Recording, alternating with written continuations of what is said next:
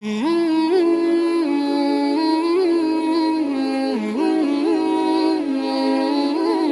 مرتبہ حضور محدث صورت علیہ رحمہ سرکار اعلیٰ حضرت کے یہاں مہمان ہوئے۔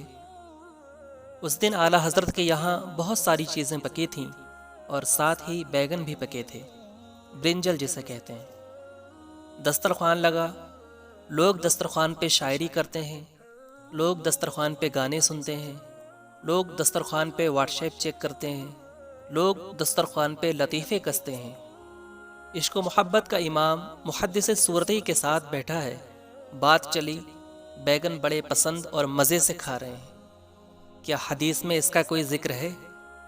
محدث صورتی علیہ رحمہ نے 7 حدیثیں پڑھی، 7 بیگن کی فضیلت پر۔ محدث صورتی علیہ رحمہ نے 7 حدیثیں پڑھی، چپ ہو گئے۔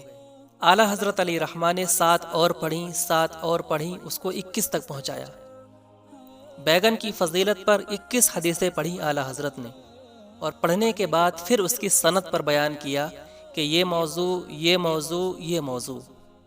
پتہ چلا کہ جتنی 21 روایتیں حدیث کے نام پر پڑھی گئی ہیں، اس میں کوئی رسول اللہ کا قول نہیں ہے، وہ حضور کی طرف غلط منسوب کر دیا گیا ہے۔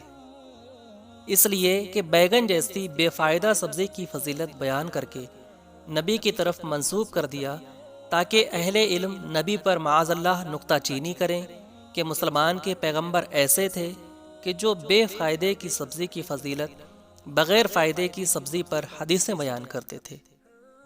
تو نبی کو معاذ اللہ مشکوک یا بدنام کرنے کے لیے بیگن پر حدیثیں گڑھ کر نبی کی طرف منسوب کر دی گئی ہے۔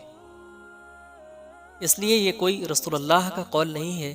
اس میں جتنے راوی ہیں، اس میں فلاں جھوٹا، فلاں جھوٹا، فلاں جھوٹا، اور بتا دیا کہ بیگن کی فضیلت پر کوئی حدیث حضور نے بیان ہی نہیں کی ہے۔ تو دسترخوان پر جس کا علم ایسا ہو تو دارالافتاء میں اس کے علم کی رعنائیاں کیا ہوں گی؟